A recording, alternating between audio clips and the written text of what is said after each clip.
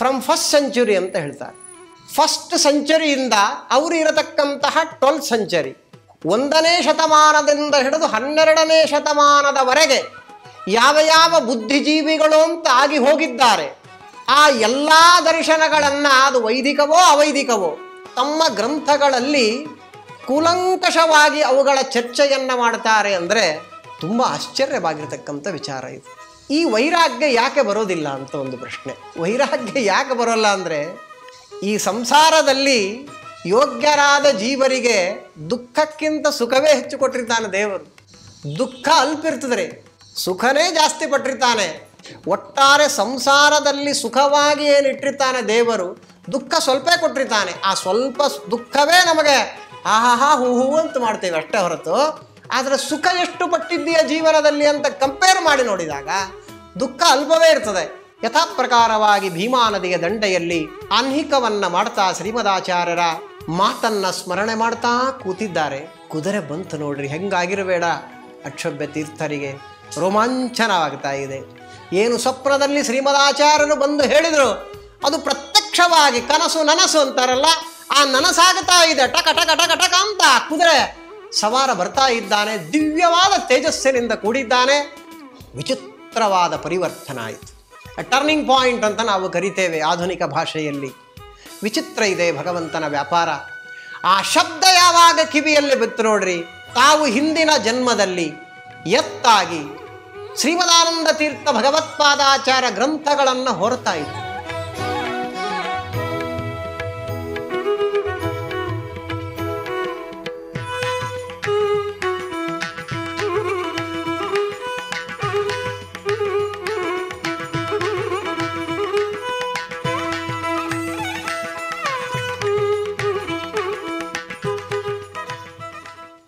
ಶ್ರೀ ಗುರುಭ್ಯೋ ನಮಃ. ಹರಿ ಓಂ. ಮಿಥ್ಯಾ ಸಿದ್ಧಾಂತ ದುರ್ಧ್ವಾಂತ ವಿದ್ವಂಸನ ವಿಚಕ್ಷಣ ಜಯತೀರ್ಥಕ್ಯತರಣಿಗಿರ್ಭಾಸತಂ ನೋ ಹೃದಂಬರೇ. ಶ್ರೀ ಗುರುಭ್ಯೋ ನಮಃ. ಇವರ ಇಡೀ ಗ್ರಂಥವನ್ನು 6 ವಿಧವಾಗಿ ವಿಂಗಡಣೆಯನ್ನು ಮಾಡಬಹುದು. ಸೂತ್ರ ಪ್ರಸ್ಥಾನ, ಗೀತಾ ಪ್ರಸ್ಥಾನ, ಉಪನಿಷತ್ ಪ್ರಸ್ಥಾನ, ಪ್ರಕರಣ ಗ್ರಂಥಗಳು, ಋಕ್ಪ್ರಸ್ಥಾನ, ಸ್ವತಂತ್ರ ಗ್ರಂಥಗಳು ಎಂಬುದಾಗಿ 6 ವಿಧವಾಗಿ ನಾವು ವಿಂಗಡಣೆಯನ್ನು ಮಾಡಬಹುದು ಶ್ರೀಮದ್ ಟೀಕಾಕೃತ್ಪಾದರ ಗ್ರಂಥಗಳನ್ನು.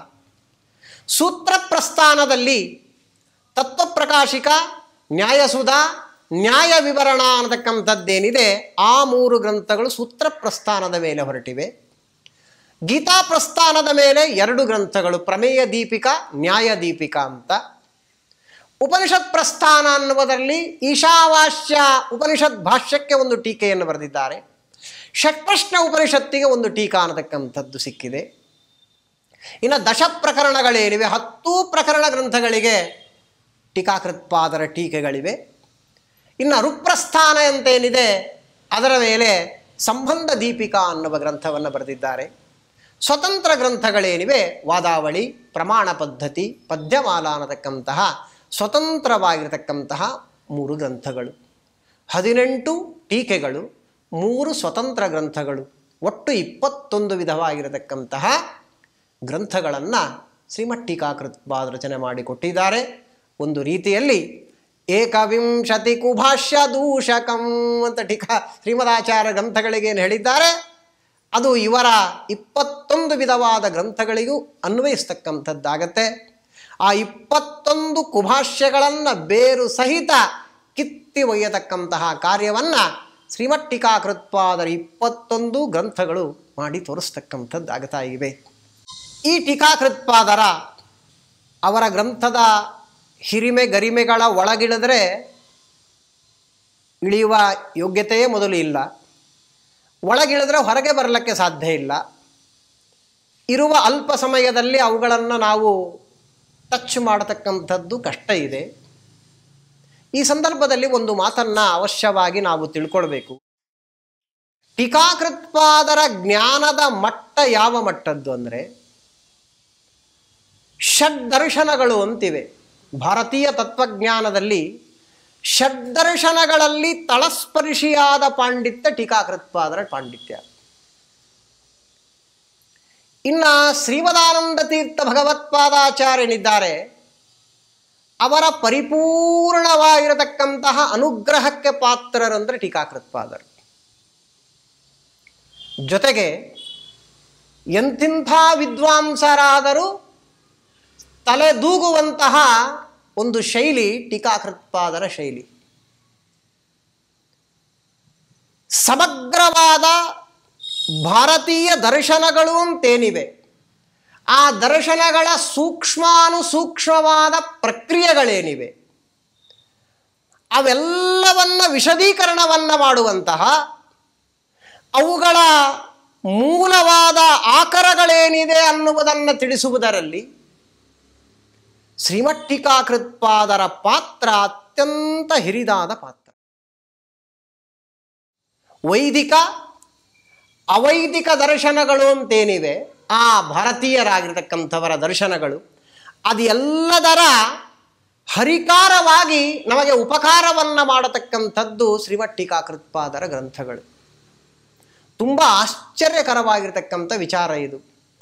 ಫ್ರಮ್ ಫಸ್ಟ್ ಸೆಂಚುರಿ ಅಂತ ಹೇಳ್ತಾರೆ. ಫಸ್ಟ್ ಸೆಂಚುರಿಯಿಂದ ಅವರು ಇರತಕ್ಕಂತಹ 12th ಸೆಂಚುರಿ, 1ನೇ ಶತಮಾನದಿಂದ ಹಿಡಿದು 12ನೇ ಶತಮಾನದವರೆಗೆ ಯಾವ ಯಾವ ಬುದ್ಧಿಜೀವಿಗಳು ಅಂತ ಆಗಿ ಹೋಗಿದ್ದಾರೆ, ಯಾವ ಯಾವ ದರ್ಶನಗಳನ್ನು ಮುಂದಿಟ್ಟಿದ್ದಾರೆ, ಆ ಎಲ್ಲ ದರ್ಶನಗಳನ್ನು, ಅದು ವೈದಿಕವೋ ಅವೈದಿಕವೋ, ಆ ಎಲ್ಲ ದರ್ಶನಗಳೇನಿವೆ ಅವು ಎಲ್ಲವನ್ನ ಕೂಡ ತಮ್ಮ ಗ್ರಂಥಗಳಲ್ಲಿ ಕೂಲಂಕಷವಾಗಿ ಅವುಗಳ ಚರ್ಚೆಯನ್ನು ಮಾಡ್ತಾರೆ. ಅಂದರೆ ತುಂಬ ಆಶ್ಚರ್ಯವಾಗಿರ್ತಕ್ಕಂಥ ವಿಚಾರ ಇದು. ಅವ್ರಿಗೆ ಎಲ್ಲಿಂದ ಅದೆಲ್ಲ ಆಕರಗಳು ಸಿಕ್ತೋ, ಏನು ಕಥೆಯೋ ಅದು ಊಹಾತೀತ. ಕೆಲವರಿಗೆ ಯಾರ್ಯಾರು ಆಗಿ ಹೋಗಿದ್ದಾರೆ 1ನೇ ಶತಮಾನದ 12ನೇ ಶತಮಾನದವರೆಗೆ ಅನ್ನುವ ಪರಿಚಯವೇ ಇರೋದಿಲ್ಲ. ಇನ್ನವರ ಗ್ರಂಥಗಳಂತೂ ದೂರತೋಪಾಸ್ತ. ಅವರ ಗ್ರಂಥಗಳಲ್ಲಿರುವ ಅತಿ ಸೂಕ್ಷ್ಮವಾಗಿರತಕ್ಕಂತಹ ಪ್ರಕ್ರಿಯೆಗಳನ್ನು ಕೂಡ ತೆಗೆದುಕೊಂಡು ಅವುಗಳನ್ನು ವಿಮರ್ಶೆಯನ್ನು ಮಾಡುವಂತಹ ದೊಡ್ಡದಾಗಿರತಕ್ಕಂತಹ ಆ ಮಟ್ಟ ಟೀಕಾಕೃತ್ಪಾದರ ಮಟ್ಟ ಇರತಕ್ಕಂಥದ್ದಾಗಿದೆ.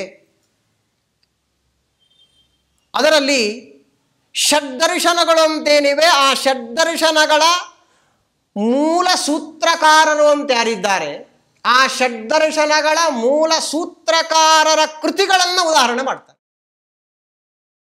ಜೊತೆಗೆ 50 AD ಅಂದರೆ 1ನೇ ಶತಮಾನ, ಅಲ್ಲಿ ಕುಂದಾಚಾರ್ಯ ಅಂತ ಇದ್ರು, ಅವರ ಗ್ರಂಥಗಳನ್ನು ಕೋಟ್ ಮಾಡ್ತಾರೆ ಅವರ ಗ್ರಂಥಗಳಲ್ಲಿ ಟೀಕಾಕೃತ್ಪಾದರು. ಅದಾದ ಮೇಲೆ ಉಮಾಸ್ವಾತಿ ಅಂತ, ಇವರು 75ನೇ ADಯಲ್ಲಿದ್ದವರು.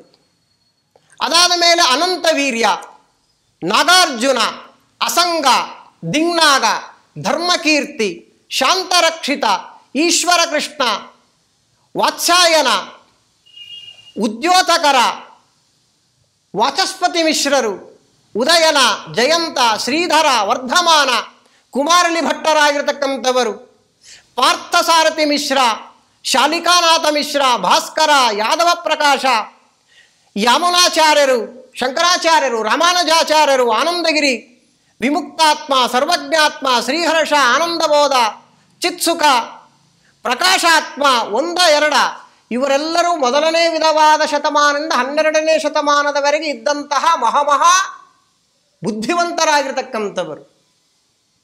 ಅನೇಕ ರೀತಿಯಲ್ಲಿ ಅವರದ್ದೇ ಆದ ಕೊಡುಗೆ ಇದೆ ಭಾರತೀಯವಾಗಿರ್ತಕ್ಕಂಥ ತತ್ವಶಾಸ್ತ್ರಕ್ಕೆ. ಈ ಎಲ್ಲ ವಿಧವಾಗಿರತಕ್ಕಂತಹ ದಾರ್ಶನಿಕರ ಗ್ರಂಥಗಳ ವ್ಯಾಪಕವಾದ ವಿಮರ್ಶೆ ಟೀಕಾಕೃತ್ಪಾದರ ಗ್ರಂಥಗಳಲ್ಲಿ ಕಾಣುತ್ತೆ. ಅಂದರೆ ಯಾವಾಗ ಓದಿದ್ರು ಇವರೆಲ್ಲ? ಎಲ್ಲಿತ್ತು ಈ ಸಂಗ್ರಹ? ವಿಚಿತ್ರ ಅನಿಸುತ್ತೆ. ಇಷ್ಟೆಲ್ಲ ವಿಚಾರವನ್ನು ಮಾಡಿ ಅವುಗಳಲ್ಲಿ ಏನೇನು ದೋಷಗಳಿವೆ ಅಂತ ಹೇಳಿ ಅದನ್ನು ಪ್ರೂವ್ ಮಾಡಿ ಕೊನೆಗೆ ಶ್ರೀಮದಾನಂದ ತೀರ್ಥ ಭಗವತ್ಪಾದಾಚಾರ್ಯರ ಗ್ರಂಥಗಳೇನಿವೆ ಶ್ರೀಮದಾನಂದ ತೀರ್ಥ ಭಗವತ್ಪಾದಾಚಾರ್ಯರ ತತ್ವವಾದ ಅನ್ನುವುದೇನಿದೆ ಅದೇ ನಿರ್ದುಷ್ಟ, ಅದೇ ಪರಿಪೂರ್ಣ ಎಂಬುದಾಗಿ ಸಾಧನೆ ಮಾಡಿ ತೋರಿಸ್ತಕ್ಕಂತಹ ಗಂಡೆದೆ ಅದು ಶ್ರೀಮಠ್ ಟೀಕಾಕೃತ್ಪಾದರಾಗಿರ್ತಕ್ಕಂಥವರ ಗ್ರಂಥದಲ್ಲಿ ನಾವು ಕಾಣ್ತೇವೆ. ತುಂಬ ಆಶ್ಚರ್ಯಕರವಾಗಿರ್ತಕ್ಕಂಥ ವಿಚಾರ ಇದೆಲ್ಲವೂ ಕೂಡ. ಅದೇನು ಬುದ್ಧಿಯ ಕೌಶಲ. ಅವರ ಚರಿತ್ರೆ ನೋಡಿದರೆ 20ರ ಹರೆಯದವರೆಗೆ ಯಾವ ಪುಸ್ತಕದ ಗೋಜಿಗೆ ಹೋಗದೇ ಇರತಕ್ಕಂತಹ ಮಹನೀಯರು. ಅದಾದ ಮೇಲೆ ಯತ್ಯಾಶ್ರಮ ಸ್ವೀಕಾರ ಮಾಡಿದ ಮೇಲೂ 20 ವರ್ಷ, 20ರ ಹರೆಯದವರೆಗೆ ಯಾವ ಪುಸ್ತಕಗಳನ್ನೇ ಮುಟ್ಟದೇ ಇರತಕ್ಕಂತಹ ಮಹಾನುಭಾವರು ತತ್ವಜ್ಞಾನದ ಪುಸ್ತಕಗಳನ್ನು ಸನ್ಯಾಸವನ್ನು ತೆಗೆದುಕೊಂಡ ಮೇಲೆ ಆಗಲೂ ಅತ್ಯಂತ ಸೀಮಿತವಾದ 2 ದಶಕಗಳು. ಇಷ್ಟರಲ್ಲಿ ಅತ್ಯದ್ಭುತವಾಗಿರತಕ್ಕಂತಹ ಸಾಹಿತ್ಯವನ್ನು ರಚನೆ ಮಾಡಿ ಇಡೀ ಜಗತ್ತೇ ತಲೆ ದೂಗುವಂತೆ ಮಾಡುವಂತಹ ಒಂದು ವಿಶಿಷ್ಟವಾದ ಆ ವ್ಯಕ್ತಿತ್ವವನ್ನು ಜಗತ್ತಿಗೆ ತೋರಿಸಿದ್ದಾರೆ. ಇದರಿಂದ ಇವರು ಅವತಾರ ಪುರುಷರು ಅನ್ನುವುದು ಯಾರಿಗಾದರೂ ಇದು ಮನದಟ್ಟಾಗತಕ್ಕಂಥದ್ದಾಗತ್ತೆ. ಇಲ್ಲದ್ರೆ ಬೇರೆಯವರಿಗೆ ಇದು ಹೇಗೆ ಸಾಧ್ಯ ಅನ್ನುವ ಪ್ರಶ್ನೆ ಅವಶ್ಯವಾಗಿ ನಮ್ಮ ತಲೆಯಲ್ಲಿ ಮೂಡತಕ್ಕಂಥದ್ದಾಗತ್ತೆ. ಇವರ ಆ ಗ್ರಂಥಗಳಲ್ಲಿ ಹೇಗೆ ಅವರು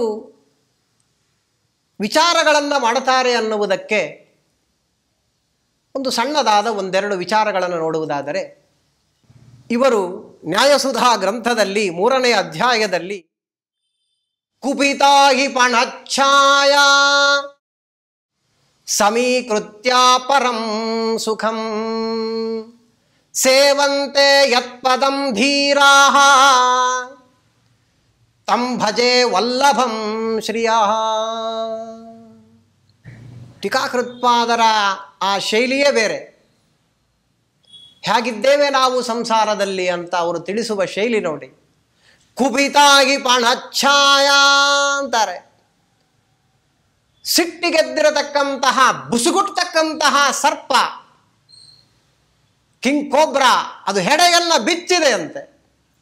ಆ ಹೆಡೆಯಗೆ ಒಂದು ನೆರಳು ಬಿದ್ದಿದೆ, ಹೆಡೆಯ ನೆರಳು. ಆ ನೆರಳಲ್ಲಿ ಒಂದು ಕಪ್ಪೆ ಕೂತಿದೆ ಅಂತ. ಅಬ್ಬಾ ಸುಖವಾಗಿದೆ, ಇಲ್ಲಿ ತಣ್ಣಗಿದೆ ಅಂತ. ಕಪ್ಪೆಗೆ ಅಂದರೆ ಹಾವಿಗೆ ಅತ್ಯಂತ ಇಷ್ಟವಾದ ಆಹಾರ ಅಂದರೆ ಕಪ್ಪೆ ಮತ್ತು ಇಲಿ. ಯಾವಾಗ ಗಪ್ ಅಂತ ನುಂಗುತ್ತೆ ಗೊತ್ತಿಲ್ಲ. ಮೃತ್ಯು ಅನ್ನುವುದೇನಿದೆ ಹೆಡಬಿಚ್ಚಿ ನಮ್ಮ ತಲೆಯ ಮೇಲೆ ಇದೆ. ಆದರೆ ಸಾಂಸಾರಿಕವಾದ ಸುಖ, ಇದು ಸುಖ ಇದು ಸುಖ ಅಂತ ಈ ಕ್ಷುಲ್ಲಕವಾದ ವಿಷಯಗಳನ್ನೇ ಸುಖ ಸುಖ ಅಂತ ಆ ಮೃತ್ಯುವಿನ ಹೆಡೆಯ ನೆರಳಿನಲ್ಲಿ ನಾವು ಕೂತಿದ್ದೇವೆ ಅಂತಾರೆ ಟೀಕಾಕೃತ್ಪಾದ. ಏನು ಮಾತುಗಳು, ಒಂದೊಂದು ಮಾತುಗಳು. ಇಂತಹ ಕ್ಷುಲ್ಲಕವಾದ ಆ ಸಾಂಸಾರಿಕ ಸುಖವನ್ನ ಬಿಟ್ಟು ಧೀರರಾಗಿರತಕ್ಕಂಥವರಾಗಬೇಕು ನಾವು. ಧೀರರಾಗಿ ಸೇವಂತೆ ಯತ್ಪದಂ ಧೀರಾಹ. ಯಾರು ಧೀರರು? ಏನು ಧೀರ ಶಬ್ದದ ಅರ್ಥ? ಮಹಾಭಾರತ ಅದಕ್ಕೆ ಉತ್ತರ ಕೊಡುತ್ತೆ.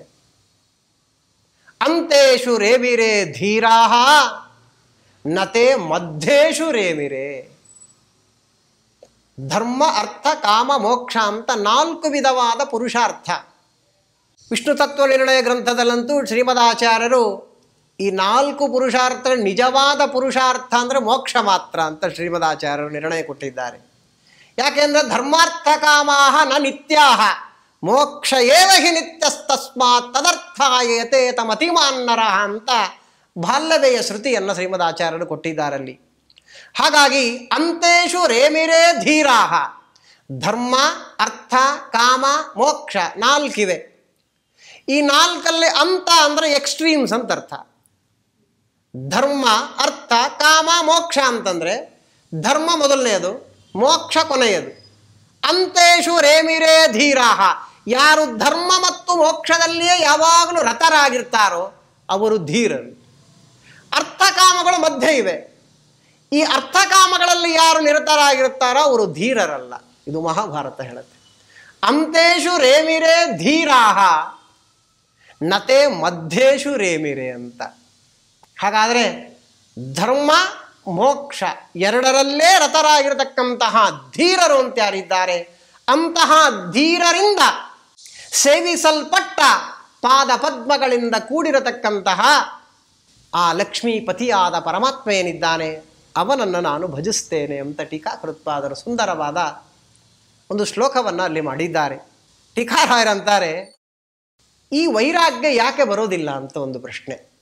ವೈರಾಗ್ಯ ಯಾಕೆ ಬರೋಲ್ಲ ಅಂದರೆ, ನಹಿ ಸಾಂಸಾರಿಕ ಸುಖಸ್ಯ ದುಃಖಾಪೇಕ್ಷೆಯ ಅಲ್ಪತ್ವಂ ಪ್ರಮಿತಂ ಅಂತಾರೆ ಟೀಕಾರಾಯರು.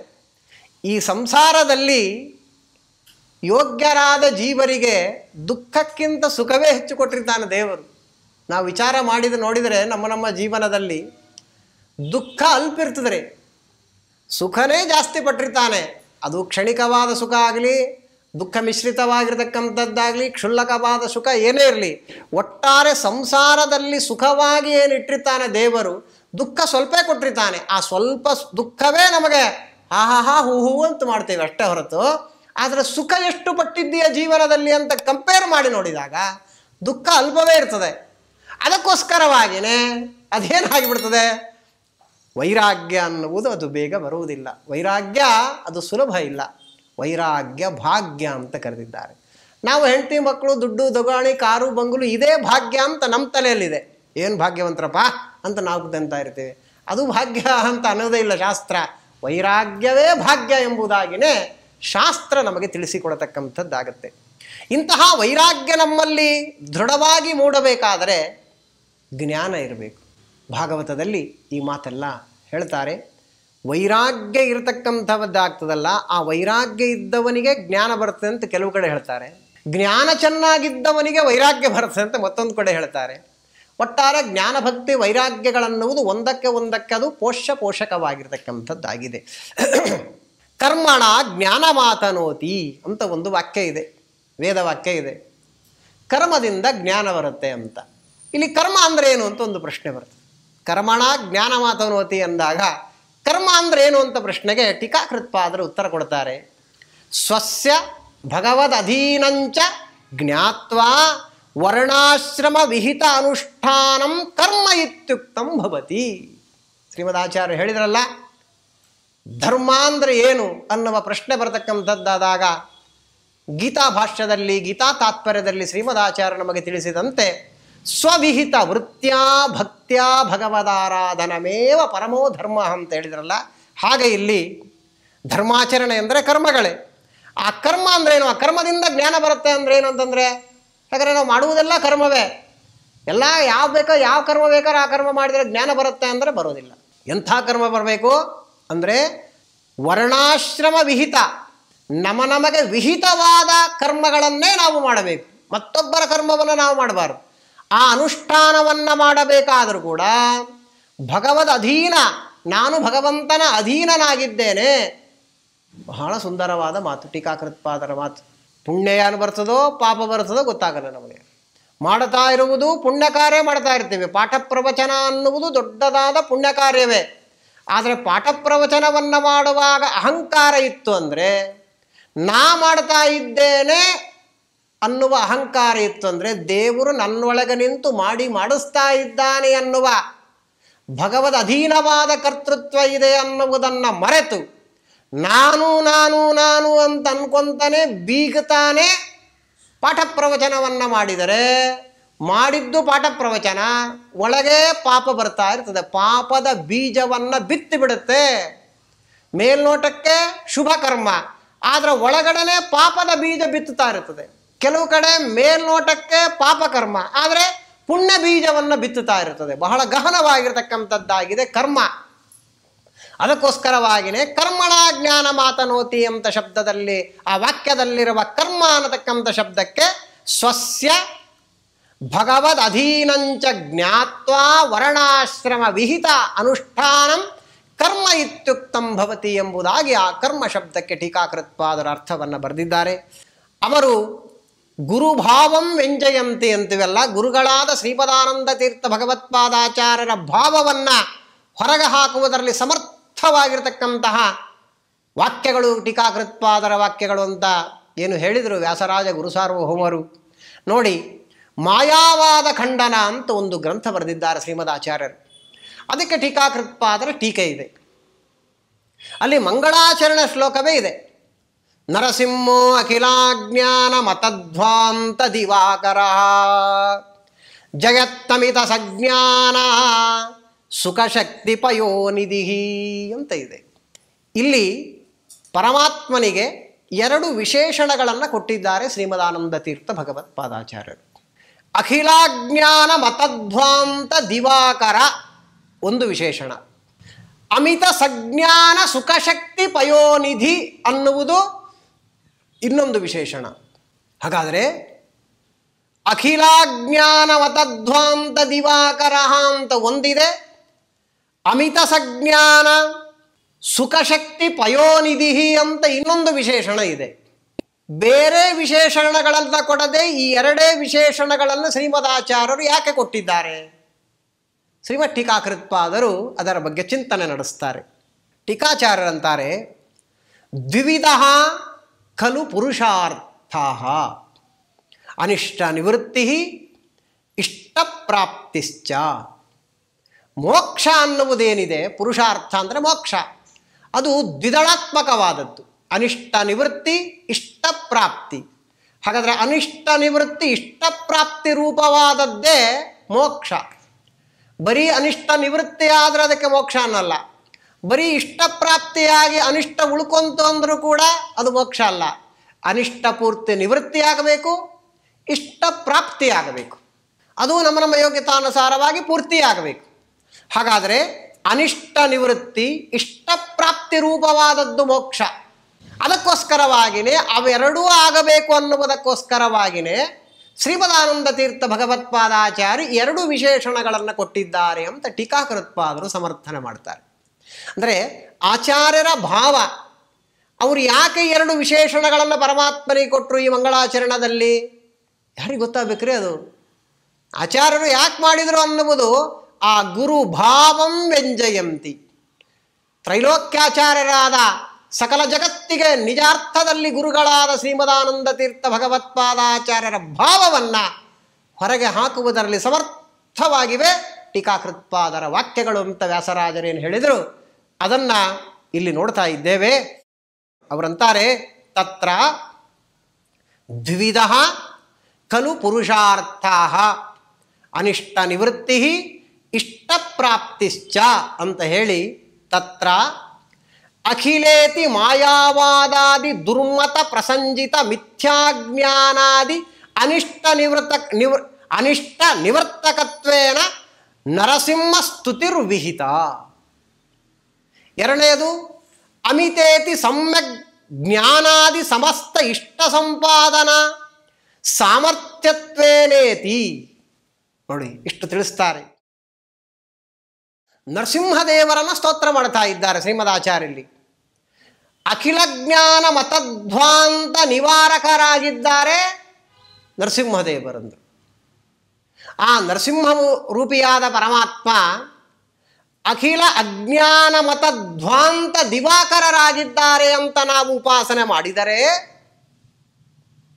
ಮಾಯಾವಾದಿಗಳೇ ಮೊದಲಾಗಿರತಕ್ಕಂಥವರ ದುರ್ಮತಗಳಿಂದ ಪ್ರಸಕ್ತವಾದ ಮಿಥ್ಯಾಜ್ಞಾನಾದಿಗಳೇನಿವೆ ಅದೇ ಅನಿಷ್ಟ, ಆ ಅನಿಷ್ಟ ನಿವೃತ್ತಿ ಆಗತ್ತೆ. ಇನ್ನು ಅಮಿತ ಸಜ್ಞಾನ ಸುಖಶಕ್ತಿ ಪಯೋನಿಧಿ ಆಗಿದ್ದಾನೆ ನರಸಿಂಹದೇವರು ಅಂತ ನಾವು ಉಪಾಸನೆ ಮಾಡಿದರೆ ಸಮ್ಯಜ್ಞಾನಾದಿ ಸಮಸ್ತ ಇಷ್ಟಪ್ರಾಪ್ತಿಯಾಗ್ತದೆ ಅಂತಂತಾರೆ. ಏನು ಸಂಬಂಧ ಇದಕ್ಕೆ? ಇದಕ್ಕೇನು ಪ್ರಮಾಣ ಅಂತ ಕೇಳಿದರೆ, ತಂ ಯಥಾ ಯಥೋಪಾಸತೆ ತದೇವ ಭವತಿ ಅಂತ ಶ್ರುತಿ ಕೊಡ್ತಾ ಇದ್ದಾರೆ. ಅಂದರೆ ಯಾವ ರೀತಿಯಲ್ಲಿ ನಾವು ಉಪಾಸನೆ ಮಾಡುತ್ತೇವೋ ಆ ರೀತಿಯಲ್ಲಿ ಫಲ. ಹಾಗಾದರೆ ಅನಿಷ್ಟ ನಿವೃತ್ತಿ ಆಗಬೇಕು. ಅನಿಷ್ಟ ಯಾವುದು ನಮಗೆ ಅಂದರೆ ಮಿಥ್ಯಾಜ್ಞಾನ ವಿಪರೀತ ಜ್ಞಾನಾದಿಗಳೇ ಅನಿಷ್ಟ. ಆ ಮಿಥ್ಯಾಜ್ಞಾನ ವಿಪರೀತ ಜ್ಞಾನಗಳೆಂಬ ಕತ್ತಲಿಗೆ ಸೂರ್ಯನಂತ ಇದ್ದಾನೆ ನರಸಿಂಹದೇವರು ಅಂತ ನಾವು ಉಪಾಸನೆ ಮಾಡಿದರೆ ನಮ್ಮಲ್ಲಿರತಕ್ಕಂತಹ ಮಿಥ್ಯಾಜ್ಞಾನ ವಿಪರೀತ ಜ್ಞಾನಾದಿಗಳೆಂಬ ಕತ್ತಲು ಹೋಗುತ್ತದೆ, ಅದು ಅನಿಷ್ಟ ನಿವೃತ್ತಿ ಆಗತ್ತೆ. ಇನ್ನು ಅಮಿತ ಸಜ್ಞಾನ ಸುಖಶಕ್ತಿ ಪಯೋನಿಧಿ ಅಂದರೆ ಸರ್ವಜ್ಞ ಶಿಖಾಮಣಿಯಾಗಿರ್ತಕ್ಕಂಥವನಾಗಿದ್ದಾನೆ, ಸಜ್ಞಾನದ ಕ್ಷೀರಸಾಗರನಾಗಿದ್ದಾನೆ ಪರಮಾತ್ಮ ಎಂಬುದಾಗಿ ಉಪಾಸನೆಯನ್ನು ಮಾಡಿದರೆ ನಮ್ಮ ಯೋಗ್ಯತಾನುಸಾರವಾಗಿ ನಾವು ಕೂಡ ಸಜ್ಞಾನ, ಒಳ್ಳೆಯ ಜ್ಞಾನದಿಂದ ನಾವು ಪೂರ್ಣರಾಗ್ತೇವೆ. ಹಾಗಾದರೆ ಅನಿಷ್ಟ ನಿವೃತ್ತಿ, ಇಷ್ಟಪ್ರಾಪ್ತಿ ಅನ್ನತಕ್ಕಂಥ ದ್ವಿದಳಾತ್ಮಕವಾದ ಮೋಕ್ಷ ನಮಗೆ ಸಿಗಬೇಕು ಅನ್ನುವ ದೃಷ್ಟಿಯಿಂದ ಹೇಗೆ ಉಪಾಸನೆಯೋ ಹಾಗಾಗಿ ಫಲ ಅಂತ ಶ್ರುತಿ ಹೇಳ್ತಾ ಇದೆ. ಆದ ಕಾರಣ ಶ್ರೀಮದಾನಂದ ತೀರ್ಥ ಭಗವತ್ಪಾದಾಚಾರ್ಯರು ಆ ಮಾಯಾವಾದ ಖಂಡನಂ ಅನ್ನತಕ್ಕಂತಹ ಗ್ರಂಥದಲ್ಲಿ ಮಂಗಳಾಚರಣೆಯನ್ನು ಮಾಡತಕ್ಕಂತಹ ಸಂದರ್ಭದಲ್ಲಿ ನರಸಿಂಹೋ ಅಖಿಲಾಜ್ಞಾನ ಮತಧ್ವಾಂತ ದಿವಾಕರ ಜಗತ್ತಮಿತ ಸಜ್ಞಾನ ಸುಖಶಕ್ತಿ ಪಯೋನಿಧಿ ಎಂಬುದಾಗಿ 2 ವಿಶೇಷಣಗಳನ್ನು ಕೊಟ್ಟಿದ್ದಾರೆ ಎಂಬುದಾಗಿ ಶ್ರೀಮಠ್ಠಿಕಾಕೃತ್ಪಾದರು ನಮಗೆ ತಿಳಿಸಿಕೊಡ್ತಕ್ಕಂಥವರಾಗ್ತಾರೆ. ಇಷ್ಟು ಸುಂದರವಾಗಿ ಈ ರೀತಿ ಅವರ ಎಲ್ಲ ಗ್ರಂಥಗಳು ಹೀಗೆ ಇವೆ. ಒಂದೊಂದು ಶ್ರೀಮದಾಚಾರ್ಯ ಶಬ್ದಗಳಿಗೆ 10, 20, 30 ಅರ್ಥಗಳನ್ನು ಅದರಿಂದ ಹೆಕ್ಕತಕ್ಕಂಥವರಾಗ್ತಾರೆ ಟೀಕಾಕೃತ್ಪಾದರಂದರೆ.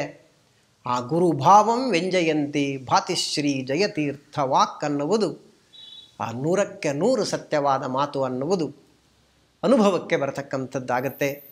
ಇನ್ನು ಅವರ ಜೀವನ ಚರಿತ್ರೆ ಅದೊಂದು ವಿಶಿಷ್ಟ, ಎಲ್ಲರಿಗೂ ಅದರ ಬಗ್ಗೆ ಗೊತ್ತಿದೆ. ಆದ ಕಾರಣ ಹೆಚ್ಚು ಅವರ ಜೀವನ ಚರಿತ್ರೆ ಬಗ್ಗೆ ನಾನು ಹೇಳ್ತಾ ಇಲ್ಲ. ಮೊದಲು ಧೋಂಡೂರಾಯರು ಅಂತ ಅವರ ಹೆಸರು. ದೇಶಪಾಂಡೆಯವರು ಮಹಾರಾಷ್ಟ್ರದ ಪ್ರಾಂತಕ್ಕೆ ಸೇರಿರತಕ್ಕಂಥವರು. ಆ ಪ್ರಾಂತಗಳನ್ನು ನೋಡಿಕೊಳ್ಳತಕ್ಕಂತಹ, ಆ ಪ್ರಾಂತಕ್ಕೆ ರಾಜರಾಗಿ ಮೆರೆಯತಕ್ಕಂಥ ಒಂದು ವಿಶಿಷ್ಟವಾದ ಭಾಗ್ಯ ಅವರ ಮನೆತನಕ್ಕೆ ಇತ್ತು. ಹಾಗಾಗಿ ಅದಕ್ಕೆ ತಕ್ಕಂತೆ ಕುದುರೆ ಸವಾರಿಯನ್ನು ಮಾಡ್ತಾ ಇದ್ದರು ಮಹಾನುಭಾವರು. ಒಮ್ಮೆ ಕುದುರೆ ಸವಾರಿಯನ್ನು ಮಾಡ್ತಾ ನೀರಡಿಕೆಯಾಗಿದೆ. ಆ ಕುದುರೆ ಅವರ ಕೌಶಲ ಹೇಗಿತ್ತು ಅಂತಂದರೆ, ಯಾವ ಜೀವನದ ಎಲ್ಲ ಹಂತಗಳಲ್ಲಿಯೂ ಅವರ ಕೌಶಲವೇ ವಿಚಿತ್ರವಾದ ಕೌಶಲ. ಆ ನದಿಯ ಒಳಗಡೆ ಭೀಮಾ ನದಿ ಬಂದಿದೆ. ಅಲ್ಲಿ ಆ ಭೀಮಾ ನದಿಯ ಒಳಗಡೆನೆ ಕುದುರೆಯನ್ನು ಹೊಡೆದಿದ್ದಾರೆ. ಏನು ಕೌಶಲ ಅಂದರೆ, ಕುದುರೆ ಪೂರ್ಣ ನೀರಲ್ಲಿ ಹೋಗಬೇಕು, ಕುದುರೆಯೂ ನೀರನ್ನು ಕುಡಿಬೇಕು, ತಲೆ ಬೊಗ್ಗಿಸದೆ ತಾವು ಬೊಗ್ಗಿ ನೀರನ್ನು ಕುಡಿಬೇಕು. ಹಾಗಾಗಿ ತಾವು ಭೀಮಾ ನದಿಗೆ ಬಾಯಿ ಹಚ್ಚಿ ತಾವೂ ನೀರು ಕುಡಿಬೇಕು, ಕುದುರೆಯೂ ನೀರು ಕುಡಿಸ್ತಕ್ಕಂಥದ್ದಾಗಬೇಕು, ಏಕಕಾಲದಲ್ಲಿ ಆಗಬೇಕು. ಇಂತಹ ಒಂದು ಕೌಶಲವನ್ನು ತೋರಿಸ್ತಾ ಇದ್ದಾರೆ. ಹಿಂದಿನ ದಿವಸ ರಾತ್ರಿಯಲ್ಲಿ ಶ್ರೀಮದ್ ಅಕ್ಷೋಭ್ಯತೀರ್ಥ ಶ್ರೀಪಾದಂಗಳವರ ಸ್ವಪ್ನದಲ್ಲಿ ಶ್ರೀಮದಾನಂದ ತೀರ್ಥ ಭಗವತ್ಪಾದಾಚಾರ್ಯರು ಬಂದಿದ್ದಾರೆ. ಅವರಿಗೆ ಒಂದು ಚಿಂತೆ ಇತ್ತು. ಶ್ರೀಮದ್ ಆಚಾರ್ಯರು ಕ್ರಮವಾಗಿ ಪದ್ಮನಾಭ ತೀರ್ಥರು, ಅವರಾದ ಮೇಲೆ ನರಹರಿ ತೀರ್ಥರು, ಆಮೇಲೆ ಮಾಧವ ತೀರ್ಥರು, ಆಮೇಲೆ ಅಕ್ಷೋಭ್ಯ ತೀರ್ಥರು ಕ್ರಮವಾಗಿ ಪಟ್ಟವನ್ನು ಆಳಬೇಕು ಅಂತ ಶ್ರೀಮದಾನಂದ ತೀರ್ಥ ಭಗವತ್ಪಾದಾಚಾರ್ಯರ ಆದೇಶ ಇತ್ತು. ಹಾಗೆ ನೋಡಿದರೆ ವಯಸ್ಸಿನಲ್ಲಿ ಹಿರಿಯರಾಗಿರತಕ್ಕಂಥವರು ಅಕ್ಷೋಭ್ಯ ತೀರ್ಥರು. ಆದರೂ ಇವರು ಕೊನೆಗೆ ಇವರು ಆಳಬೇಕು ಅಂತ ಶ್ರೀಮದಾಚಾರ್ಯರ ಆಜ್ಞೆ. ಇನ್ನು ಮುಂದೆ ಈ ಪೀಠ ಯಾರಿಗೆ ಕೊಡಬೇಕು? ಸರ್ವಜ್ಞ ಪೀಠ ಇದು, ಸಾಮಾನ್ಯವಾಗಿರತಕ್ಕಂಥದ್ದಲ್ಲ. ಹಾಗಾಗಿ ಶ್ರೀಮದಾಚಾರ್ಯರ ಈ ಗ್ರಂಥಗಳ ವಿಶೇಷವಾದ ಪಾಠ ಪ್ರವಚನವನ್ನು ಮುಂದುವರಿಬೇಕು. ಆ ಕಾಲದಲ್ಲಿ ಬರತಕ್ಕಂತಹ ಏನು ಪ್ರಶ್ನೆಗಳಿವೆ ಅದಕ್ಕೆಲ್ಲದಕ್ಕೂ ಉತ್ತರ ಬರಬೇಕು. ಅದಕ್ಕೆ ವಿಶದವಾಗಿರತಕ್ಕಂತಹ ಟೀಕೆಯನ್ನು ಬರಿಬೇಕು. ಈ ಜವಾಬ್ದಾರಿ ಯಾರದ್ದಿದೆ?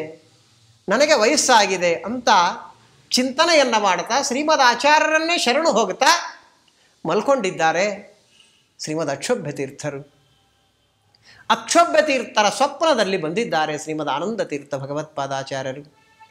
ಅಕ್ಷೋಭ್ಯ ತೀರ್ಥರೇ, ಯೋಚನೆ ಮಾಡಬೇಡ್ರಿ, ನಾಳೆ ಭೀಮಾ ನದಿಯ ದಂಡೆಯಲ್ಲಿ ನೀವು ಆನ್ಹೀಕವನ್ನು ಮಾಡ್ತಾ ಕುಳಿತುಕೊಂಡಿರತಕ್ಕಂಥ ಸಂದರ್ಭದಲ್ಲಿ ಒಬ್ಬ ಕುದುರೆ ಸವಾರ ಬರ್ತಾನೆ, ಯುವಕ ಬರ್ತಾನೆ. ನೀರಿನ ಒಳಗಡೆ, ನದಿಯ ಒಳಗಡೆ ಕುದುರೆಯನ್ನು ಬಿಟ್ಟು ಕುದುರೆಯು ಮತ್ತು ತಾನು ಒಂದೇ ಸಲ ನೀರು ಕುಡಿಯತಕ್ಕಂಥ ಕೌಶಲವನ್ನು ತೋರಿಸ್ತಾನೆ. ಅವನಿಗೆ ಆಶ್ರಮವನ್ನು ಕೊಟ್ಟು ಪೀಠ ಕೊಟ್ಟು ಬಿಡ್ರಿ ಅಂತಂದರು. ಇದು ವಿಚಿತ್ರ. ಮಹಾಪಂಡಿತ ಬರ್ತಾನೆ, ಮಹಾವೈರಾಗ್ಯ ಶಿಖಾಮಣಿ ಬರ್ತಾನೆ, ಅವನಿಗೆ ಪೀಠ ಕೊಡ್ರಿ ಅಂದರೆ ಇದೇನೋ ಸ್ವಲ್ಪ ಅರ್ಥ ಆಗತ್ತೆ. ಇದೇನಪ್ಪ ವಿಚಿತ್ರವಾದ ಸ್ವಪ್ನ ಅಂತ ಅಂದ್ಕೊಂಡ್ರು. ಯಥಾಪ್ರಕಾರವಾಗಿ ಭೀಮಾ ನದಿಯ ದಂಡೆಯಲ್ಲಿ ಆಹ್ನಿಕವನ್ನು ಮಾಡ್ತಾ ಶ್ರೀಮದಾಚಾರ್ಯರ ಮಾತನ್ನು ಸ್ಮರಣೆ ಮಾಡ್ತಾ ಕೂತಿದ್ದಾರೆ.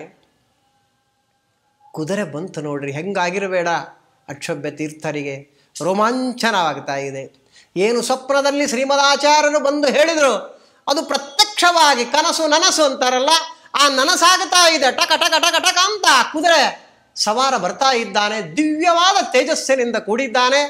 ಯುವಕರಲ್ಲಿ ಯುವಕರಾಗತಕ್ಕಂಥವನಾಗಿದ್ದಾನೆ. ನವ ಯೌವನದಲ್ಲಿದ್ದಾನೆ. ಏನು ಗಾಂಭೀರ್ಯ, ಏನು ತೇಜಸ್ಸು ಮುಖದಲ್ಲಿ. ಆ ನದಿ ಒಳಗೆ ಆ ಕುದುರೆಯನ್ನು ಹೊಡಿತಕ್ಕಂಥವನಾಗ್ತಾ ಇದ್ದಾನೆ. ರೋಮಾಂಚನವಾಗಿದೆ ಅಕ್ಷೋಭ್ಯ ತೀರ್ಥರಿಗೆ. ಆಗ ಅವರ ಬಾಯಿಂದ ಕಿಂಪಶು ಪೂರ್ವದೇಹೆ ಅನ್ನುವ ಉದ್ಗಾರ ಬಂದ್ಬಿಡ್ತು. ಏನಪ್ಪ ನೀನು ಪೂರ್ವಜನ್ಮದಲ್ಲಿ ಏನಾದರೂ ಪಶು ಆಗಿದ್ದೀಯಾ? ಪಶುಗಳ ತಾನೆ ನೇರವಾಗಿ ಬಾಯಿ ಹಚ್ಚಿ ನೀರು ಕುಡಿಯತಕ್ಕಂಥದ್ದು. ಆ ಕಿಂಪಶು ಪೂರ್ವದೇಹೆ ಅನ್ನುವ ಮಾತು ಏನು ಅಕ್ಷೋಭ್ಯ ತೀರ್ಥ ಶ್ರೀಪಾದಂಗಳವರ ಮುಖಕಮಲದಿಂದ ಹೊರಡ್ತು, ಆ ಧೊಂಡೂರಾಯರ ಕಿವಿಗೆ ಬಿತ್ತು ನೋಡ್ರಿ. ವಿಚಿತ್ರವಾದ ಪರಿವರ್ತನ ಆಯಿತು. ಟರ್ನಿಂಗ್ ಪಾಯಿಂಟ್ ಅಂತ ನಾವು ಕರಿತೇವೆ ಆಧುನಿಕ ಭಾಷೆಯಲ್ಲಿ. ವಿಚಿತ್ರ ಇದೆ ಭಗವಂತನ ವ್ಯಾಪಾರ. ಆ ಶಬ್ದ ಯಾವಾಗ ಕಿವಿಯಲ್ಲಿ ಬಿತ್ತು ನೋಡ್ರಿ, ತಾವು ಹಿಂದಿನ ಜನ್ಮದಲ್ಲಿ ಎತ್ತಾಗಿ ಶ್ರೀಮದಾನಂದ ತೀರ್ಥ ಭಗವತ್ಪಾದಾಚಾರ್ಯ ಗ್ರಂಥಗಳನ್ನು ಹೊರತಾ ಇದ್ರು.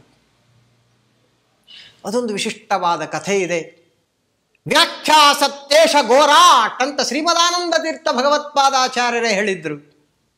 ಯಾರು ನಿಮ್ಮ ಈ ಗ್ರಂಥಗಳಿಗೆ ಅದ್ವಿತೀಯವಾದ, ಅತ್ಯದ್ಭುತವಾದ, ಗಂಭೀರವಾಗಿರತಕ್ಕಂತಹ ಈ ನಿಮ್ಮ ಗ್ರಂಥಗಳಿಗೆ ವಿಶದವಾಗಿ ವ್ಯಾಖ್ಯಾನವನ್ನು ಮಾಡತಕ್ಕಂತಹ, ಟೀಕೆಗಳನ್ನು ಬರೆಯತಕ್ಕಂಥ ಭಾಗ್ಯ ಯಾವ ಮಹಾನುಭಾವನಿಗಿದೆ ಸ್ವಾಮಿ ಅಂತ ಶಿಷ್ಯರು ಕೇಳಿದಾಗ ಶ್ರೀಮದಾನಂದ ತೀರ್ಥ ಭಗವತ್ಪಾದಾಚಾರ್ಯರು ಆ ವೃಷಭ ಗೋರಾಟ್ ಅದರ ಕಡೆಗೆ ಕೈ ಮಾಡಿ ತೋರಿಸ್ತಾ ವ್ಯಾಖ್ಯಾ ಸತ್ಯೇಶ ಗೋರಾಟ್ ಅನ್ನತಕ್ಕಂಥ ಮಾತನ್ನಾಡಿದರು. ಆ ಮಹಾನುಭಾವರಾಗಿರತಕ್ಕಂತಹ ಶ್ರೀಮಠ್ ಟೀಕಾಕೃತ್ಪಾದರೇ ಹಿಂದಿನ ಜನ್ಮದಲ್ಲಿ ಎತ್ತಾಗಿ ಆ ಶ್ರೀಮದಾಚಾರ್ಯರ ಸರ್ವಮೂಲ ಗ್ರಂಥಗಳನ್ನು ಹೊತ್ತು ತಿರುಗತಕ್ಕಂಥವರಾಗ್ತಾ ಇದ್ದರು. ಮನನವನ್ನು ಮಾಡಿದ್ದಾರೆ. ಶ್ರೀಮದಾಚಾರ್ಯರ ಮುಖಕಮಲದಿಂದಲೇ ಎಲ್ಲವನ್ನು ಕಿವಿ ಮೂಲಕವಾಗಿ ಕೇಳಿ ಅದನ್ನು ನಿರಂತರವಾಗಿ ಮನನವನ್ನು ಹಿಂದಿನ ಜನ್ಮದಲ್ಲಿ ಮಾಡಿದ್ರು. ಅದೆಲ್ಲ ನೆನಪಾಗಿಬಿಡ್ತು. ತಕ್ಷಣದಲ್ಲಿ ಕುದುರೆಯನ್ನು ವಾಪಸ್ಸು ದಂಡೆಯ ಮೇಲೆ ತರತಕ್ಕಂಥವರಾಗಿ ಸಾಷ್ಟಾಂಗ ನಮಸ್ಕಾರವನ್ನು ಮಾಡಿದ್ದಾರೆ. ಅಕ್ಷೋಭ್ಯ ತೀರ್ಥರಿಗೆ ಕೇಳ್ತಾರೆ, ಅವಶ್ಯವಾಗಿ ನನಗೆ ಆಶ್ರಮವನ್ನು ಕೊಡ್ರಿ, ನನ್ನನ್ನು ಉದ್ಧಾರ ಮಾಡಿರಿ ಅಂತ ಕೇಳಿದರು. ತುಂಬ ವಿಸ್ತಾರವಾಗಿದೆ ಕಥೆ, ಸಂಕ್ಷಿಪ್ತವಾಗಿ ನಾನು ಹೇಳಿದ್ದೇನೆ. ಆಶ್ರಮವನ್ನು ಕೊಟ್ಟು ಪೀಠವನ್ನು ಕೊಟ್ಟುಬಿಟ್ರು. ನಂತರದಲ್ಲಿ ಅವರು ಅವತಾರವನ್ನು ಮಾಡಿರುವುದೇ ಶ್ರೀಮದಾನಂದ ತೀರ್ಥ ಭಗವತ್ಪಾದಾಚಾರ್ಯರ ಗ್ರಂಥಗಳಿಗೆ ಟೀಕೆಯನ್ನು ರಚನೆ ಮಾಡಲಿಕ್ಕೋಸ್ಕರವಾಗಿ. ಆ ಭಾಗ್ಯಕ್ಕೋಸ್ಕರವಾಗಿಯೇ ದುರ್ಗಾದೇವಿಯನ್ನು ಸ್ತೋತ್ರ ಮಾಡಿದರು. ಅಲ್ಲೊಂದು ದುರ್ಗಾಲಯ ಇದೆ ಇವತ್ತಿಗೂ. ಆ ದುರ್ಗಾಲಯಕ್ಕೆ ಸರಸ್ವತಿ ದೇವಾಲಯನೇ ಅಂತಾರೆ. ಎರಡೂ ಹೆಸರಿದೆ ಇವತ್ತಿಗೂ ಕೂಡ. ಹಾಗಾಗಿ ದುರ್ಗಾ ಸ್ತೋತ್ರವನ್ನು ಮಾಡಿದ್ದಾರೆ. ದುರ್ಗಾದೇವಿ ಒಲಿಯತಕ್ಕಂಥವಳಾಗಿ ಘಂಟ, ಪೂಗಿ, ಫಲ ಎರಡನ್ನು ದಯಪಾಲಿಸ್ತಕ್ಕಂಥವಳಾಗಿದ್ದಾಳೆ. ಜಯತೀರ್ಥ ವಿಜಯ ಇದೆಲ್ಲವನ್ನು ಸ್ಪಷ್ಟವಾಗಿ ಹೇಳುತ್ತೆ. ಆ ಘಂಟ ಅಂತಂದರೆ ಲೇಖನಿ. ಆಗೆಲ್ಲ ಹಳೆಯ ಕಾಲದಲ್ಲಿ ಆ ತಾಳೆ ಗರೆಗಳ ಮೇಲೆ ಬರೀತಕ್ಕಂಥದ್ದು. ಅದು ಬರತಕ್ಕಂಥದ್ದಾದಾಗ ಸ್ಫುಟವಾಗಿ ಅಕ್ಷರಗಳು ಕಾಣಬೇಕಾದ್ರೆ ಒಂದು ಪೂಗಿ ಫಲ ಅಂದರೆ ಬೆಟ್ಟಡಿಕೆ ಅಂತ ಅರ್ಥ.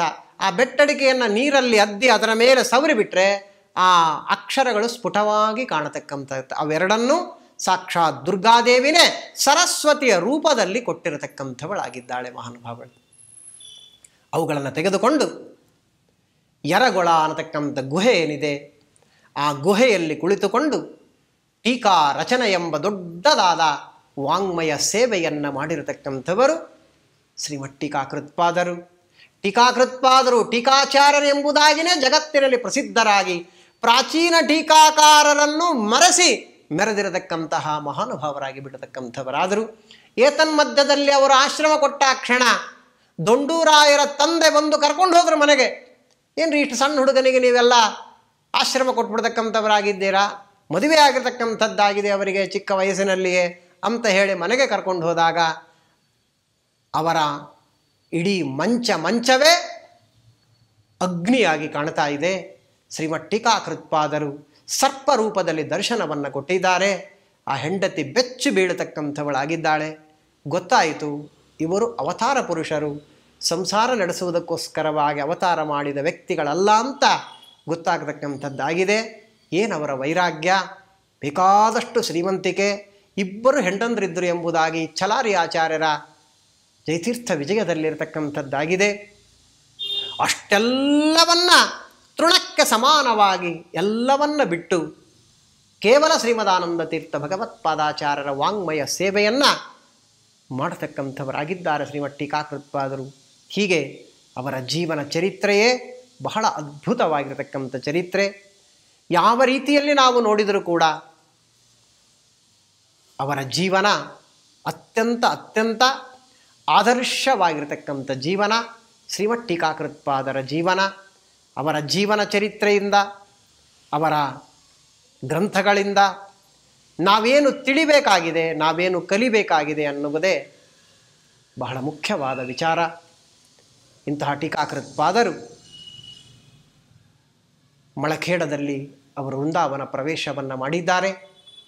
ಯಾವತ್ತು ವೃಂದಾವನ ಪ್ರವೇಶ ಮಾಡಿದರೋ ಅವತ್ತಿನಿಂದ ಇವತ್ತಿನವರೆಗೆ ಸುಮಾರು 700 ವರ್ಷಗಳು ಎಲ್ಲ ಮಾಧ್ವ ಪರಂಪರೆಯಲ್ಲಿ ಬಂದ ಎಲ್ಲ ಮಠದ ಪರಂಪರೆಯಲ್ಲಿ ಬಂದ ಎಲ್ಲ ಮಹನೀಯರು ಕೂಡ